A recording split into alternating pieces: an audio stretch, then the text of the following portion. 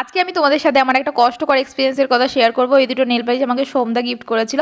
সোমদা নাকি কোনোদিনও মেয়েদের কোনো কসমেটিক্স কেনেও নি, দামও জানে না। আর আমাকে বলছিল এইটুকুটুকু নেল পালিশের দাম নাকি 350 করে নিয়েছে। আর সেই দামের কথা শুনে আমার মাথায় মনে হচ্ছে আকাশ ভেঙে পড়ছিল, কারণ আমি কোনোদিন 60 টাকা দামের বেশি নেল পালিশ ইউজই করিনি। কারণ মানে আমি কোনো নেল পালিশ এক সপ্তাহের বেশি রাখতে ইচ্ছাই করে না। আর তাহলে এত দাম দিয়ে নেল পালিশ কিনবই বা কেন? আর দামের কথা শুনে আমার প্রথমেই মানে মাথায় একটাই কথা আসলো যে এই টাকায় আমি কতগুলো নেল পালিশ কিনতে পারতাম। যদিও পরে ভেবেছি যে এই নেল পালিশ আর নর্মাল নেল পালিশের মধ্যে হয়তো কোনো পার্থক্য আছে, কারণ এত দাম যখন নিয়েছে।